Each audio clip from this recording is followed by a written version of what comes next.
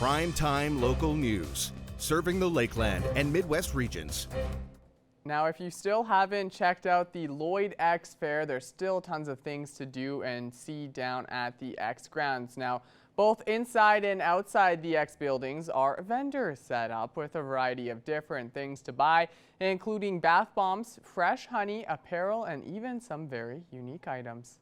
Well, it's all repurposed glass turned into lamps and solar flowers, and we also now make USB lamps and USB flowers. So they light up at night, change colors.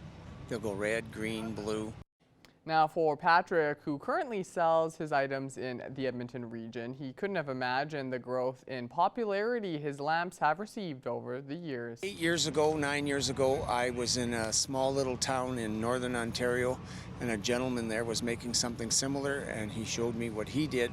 So I started making little lamps for birthdays and weddings and things like that, and it's just grown to what I do now. Now, if you want to check out Patrick's display and the loads of other vendors, the Lloyd X Fair ends tomorrow, so make sure you go and check it out.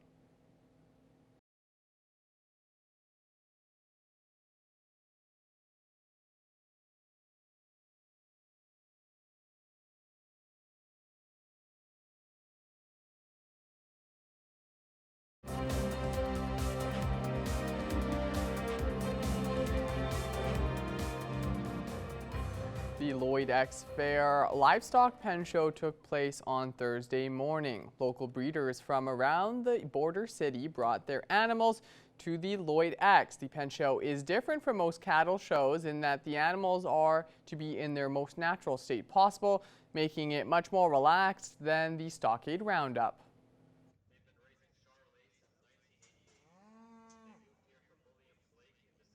Thought it went really good. We had a nice turnout of some local cattle and some that traveled a little bit of a distance to be here too. And it's just always a nice day. It's a relaxed atmosphere, nice little pen show of cattle in their natural state unclipped, and just a nice way to come together and look at some cattle and enjoy the Lloyd Fair. The organizing committee feels it's important for there to be agricultural events at the Lloyd X Fair, no matter how small they may be. So, of course, the Lloydminster exhibition, we're an ag society at the end of the day, and although we encompass a lot of different events, ag is at the heart of what we do here. So this pen show to me, I think, is really important. It brings cattle from the farm to town, not only for cattle producers to compete, but for urban people to see the cattle as well. So I think this is a really integral part of our fair, having cattle here. Of course, we have the light horse events, the heavy horses and the sheep as well, but it's nice that we can have the cattle here too. There's so much going on down at the Lloyd X Fair, so make sure to go check it out. Still got a day tonight and tomorrow left. So as we now head over to take a look at today's ag prices.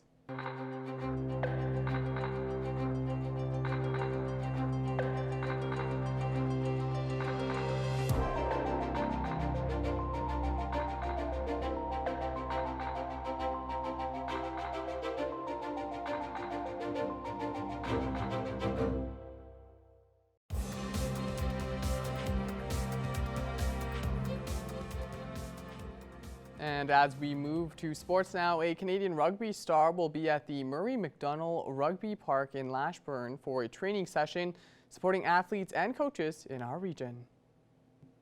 Todd Wilson and Jason Ross join me today here on Primetime Local News to talk a little bit more about a rugby training event that's taking place in Lashburn on Sunday. And Canadian rugby star Jamie Cudmore is going to be taking part in this training event. So a pretty big name when it comes to rugby here in Canada.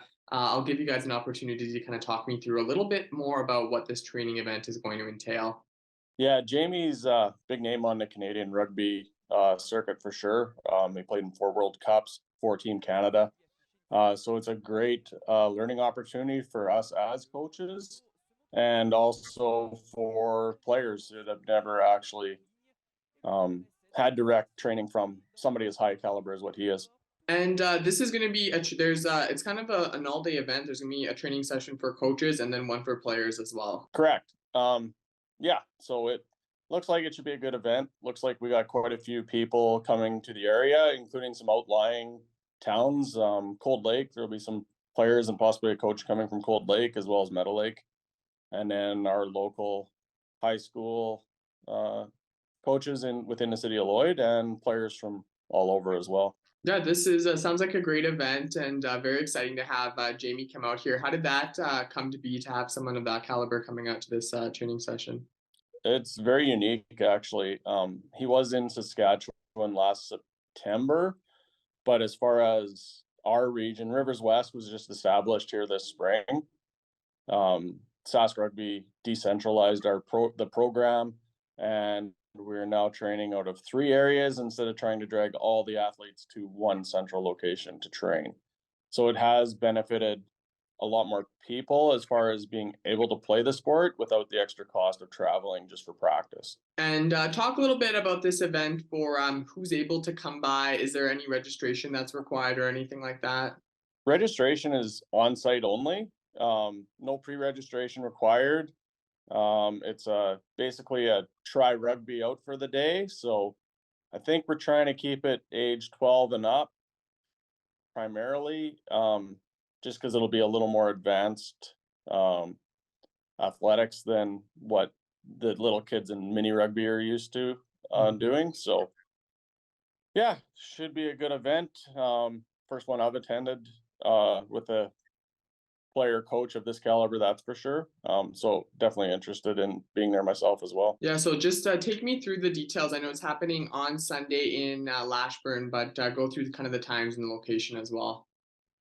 Sunday in Lashburn, coaches training sessions 3 till 4, and then the athlete training session will be from 4 till 6. What about you, Todd? Is there anything you'd like to add? I think it's just a good opportunity for some of the kids to realize that there's other levels of rugby available. It doesn't just stop at the high school level. You can keep working your way up, whether it's university and eventually a national level. So it gives the kids something good to aspire to if they're enjoying their rugby career and want to keep it moving on. Yeah, and it's great to have in this part of the country too, to have this kind of caliber of someone coming in and showing that as well. No, we're looking forward to having Jamie here and learning from him, seeing, gaining some knowledge and seeing what he's got for little coaching tips for us from the other end as well. All right. Well, thanks to both of you guys for coming in and talking about this. It's going to be exciting, and hopefully we can get a good turnout of people from all across the region.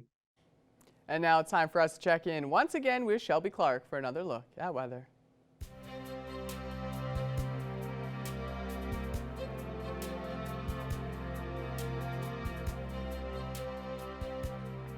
Thanks so much again there, Mr. Jace Mackey. Yes, now taking an extended look at your weather forecast. We'll be starting off with our central zone of the provinces. And on the Alberta side, we are still kind of matching with these temperatures from what we have been seeing for the past few days. We have cooled down once again slightly, but only in a couple spots. We have that 20 and 19 degrees over in Edson and Whitecourt, and then we start to slightly warm up from there. 21 down in Red Deer, while Cold Lake is still looking quite cool, matching with us here in the border city just at 18 degrees, and the rest are just sitting at 22, 23. So it seems like 23 seems to be looking at the warmest condition we are seeing in our central zone. Now going over to our Saskatchewan side, they have cooled down quite a bit, and they're looking a lot cooler compared to what we are seeing on our Alberta side. They aren't hitting those 20-degree marks just yet. Melfort is the only one that's kind of getting close there at 19 degrees, and then we have some that are matching with us here in the border city in North Battleford and Prince Albert, and then we have that 15 and 17 in Meadow Lake and Saskatoon as we have been going back into those teen temperatures. Now going over to our northern zone, they are also cooling down quite a bit. 18 seems to be looking like the warmest condition on our Saskatchewan side, and the rest are just sitting at those mid-teen temperatures between 14 to 16 degrees. So we have cooled down quite a bit on our Saskatchewan side in this zone, but we are seeing cooler temperatures for the most part in most of these areas, so that's not too shocking. Going back over to our Alberta side here, they have cooled down slightly in some of these spots, but high level is still seeing, warm conditions, and Grand Prairie. We're looking at 26 up in high level, while there's 24 down in Grand Prairie, so they are still seeing some nice, beautiful conditions, and then we start to cool down from there. 21 and 22 in Peace River and Slave Lake. Fort McMurray is just hitting that 20-degree mark, and up in Fort Chipewyan just at 18, as they are matching a little bit more with spots on the Saskatchewan side. Going over to our southern zone, they are matching with us a little bit more in our central area. Lethbridge seems to be looking at the warmest condition just at 26, so they are still looking slightly closer to that 30-degree mark. And then we start to cool down with 24 in Medicine Hat, and usually Medicine Hat has been seeing extremely warm conditions, having that heat warning in place, so it seems like they have started to take a break and they're starting to cool down like the rest of us. And the rest are just sitting between 20 to 22 degrees as they are just past that 20-degree mark. And going back over to our Saskatchewan side here in our southern zone, they are still matching with those conditions that they have been seeing for the past few days. 22 to 23 degrees, seems to be like the most popular temperatures on our Saskatchewan side. But over in Yorkton, they are still looking quite cool, just sitting at 17 degrees. But now as we look at some overnight evening lows on this list in our surrounding area, we will be cooling down quite a bit, but not by too much. We are expecting those double digits in most of these spots. A low of 11 is the most popular condition expected. A low of 12 that Isla Crosse will be seeing tonight, and Provost will be expecting that single digit with a low of 9 degrees. So we won't be cooling down by too much for the evening. And also in all of these areas, we aren't seeing too high chances of precipitation, but Isla Crosse is expecting around a 50% chance a shower early on in the evening. So hopefully they will be getting a little bit of rainfall there. And I know hopefully we all will are kind of wishing to get some of that rainfall as well. It definitely will help with some of these smoky conditions and these dry conditions. Looking at our hourly forecast for here in the border city for tomorrow, for our Saturday. We do still have a lot going on. I said this before already. You know, take the time to go check out the fair if you want. Go have some fun. You know, it will be the last day for it. And we also have the Lloydminster Fire Department that will be at Lloydminster Museum and Archives. And they're there, you know, to show off the trucks. You could talk with the crew, learn a little bit about the first responder life with them. I think that would be a fun time. Jace is smiling. Who knows? He might be there. Maybe not.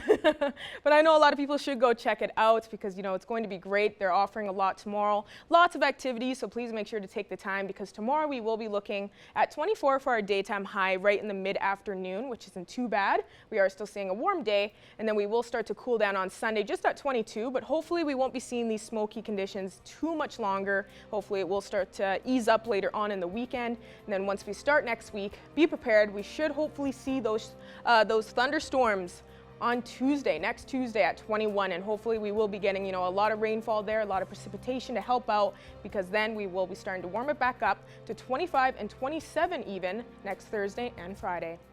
That's all I have for now. RJ's Mackey will have our news coming up after the break.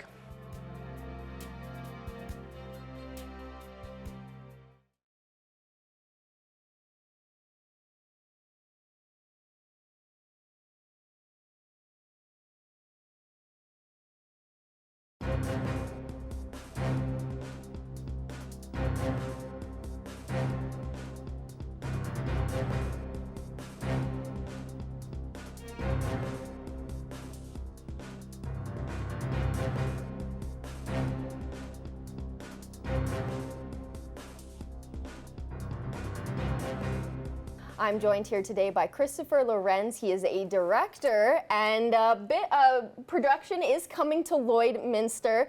You are filming your short film called Drier Down Here.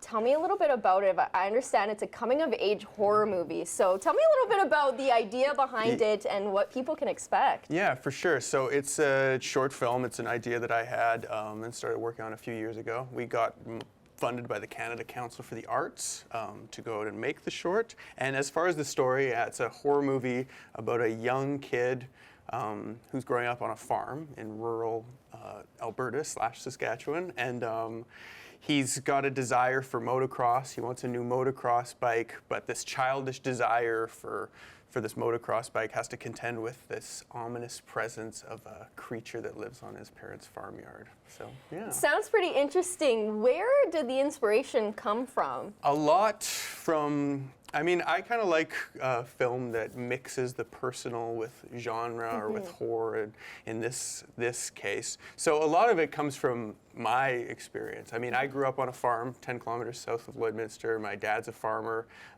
So a lot of it is just drawing from me growing up in this area and stories from my childhood, and then just tossing in this horror element to kind of make it interesting for the audience, you know? It is really cool. And today, you know, the day and age of horror is changed from back in the day. It's more meta and it has more of a deeper meaning than just a classic slasher, which personally is one of my favorite kind of horror genres. Yeah.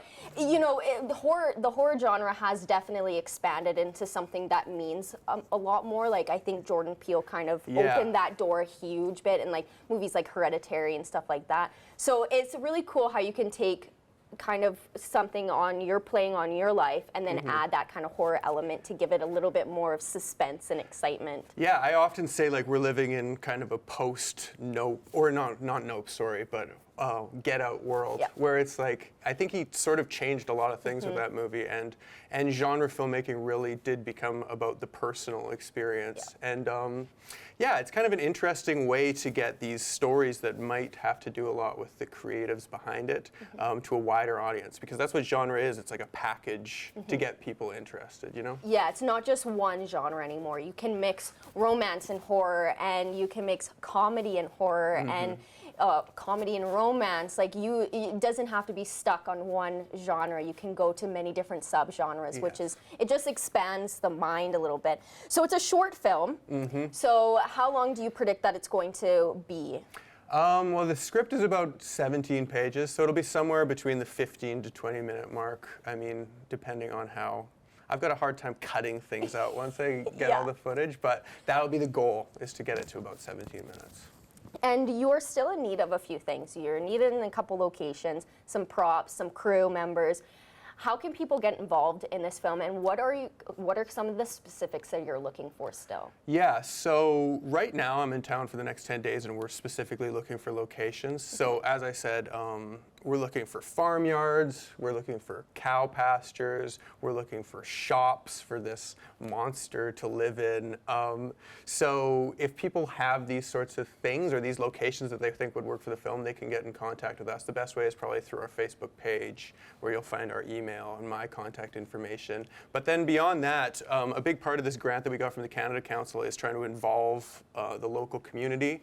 So we're looking for people to film or to fill roles, or if they've never tried acting and they want to try acting for the first time, send us an email, because we're open to anyone. And I think especially it's a good opportunity for young people, whether they're at the Comp or Holy taking their media program, to come out and get some volunteer experience on a set and to see how the sausage is made behind a film. Because it's going to be like, we're bringing people out from Vancouver who are professional cinematographers, professional drone pilots. So it's going to be a good chance for people to really see how these sorts of things get made. Which is very exciting. I actually did something similar in a short film back home, and just seeing the set and, you know, using what they can or what they have is really impressive to see, because I thought the idea was super cool, and, you know, just the experience I think is perfect for anybody who, like you said, is young and is taking fine arts, and that's what they want to do with their life. This is a perfect starting ground for that. I think it's even because when I first got into the film industry, it's like you don't really know everything about every department. You know, there's a camera guy and a writer and whatever. But then when you come into a set like this, you see how many moving parts there is, and you say, oh, maybe I'd like to do costumes, or maybe I'd like to do production design. And that's kind of, it'd be a great way for a young person to get that sort of view. Now, when does filming start? When does this whole thing take place to start filming and all that fun stuff? So we'll be shooting from the 25th to 29th of August, which is still, I guess, like a month and a bit away, but it's coming up quickly. So, yeah. And finally, where are you hoping that this film goes? What are your plans post-production? So with a short, it's generally like the festival circuit. So you'll submit to the TIFFs and the VIFFs and these festivals all over the world. So hopefully it'll get into a few of those. But then obviously, as a bit of a thank you for Lloydminster, we'll look to hopefully do a screening here. Maybe we'll see if the May will be down to hosting a screening or something like that, so we can show people what we were working on. Which is awesome. And just one last thing, just to reiterate, where can people go to ask if they want to join or volunteer? Where do they have to go to contact you? The best place is our Facebook, which is just Dryer Down Here, and it's a Facebook group, and they can get in contact with us there. Awesome. Well, thank you so much for joining me. I think this is very exciting, not only for you and your crew, but Lloydminster as a whole. So hopefully everything goes well and this definitely goes places. Yes, well, fingers crossed. Let's hope so. Thank you.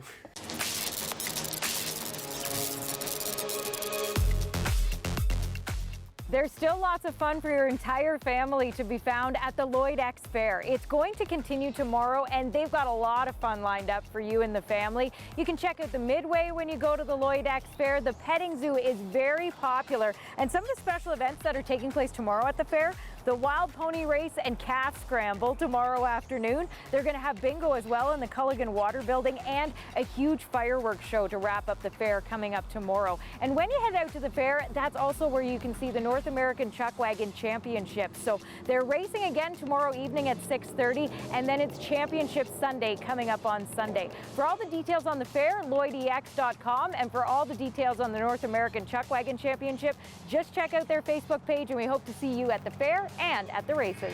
The Lloyd Mall is celebrating a pretty big milestone coming up on Thursday. They'll be celebrating their 50th anniversary here in Lloydminster, and they sure hope that you can join them on Thursday for their celebration. They're going to be hosting a fundraising barbecue with proceeds going to the Lloydminster Rescue Squad. There's also going to be a cake cutting, and Just Cruising Car Club, they're going to be in the Lloyd Mall parking lot with some really cool rides for you to check out.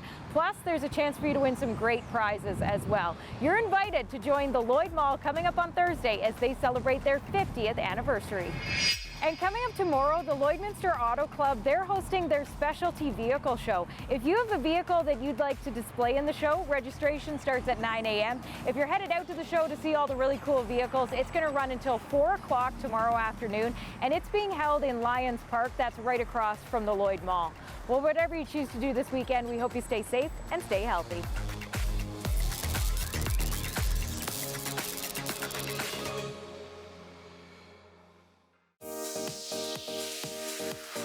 What's Happening is brought to you by Northern Factory Workwear, Circle Drive East, Saskatoon, and Highway 17 South, Lloydminster.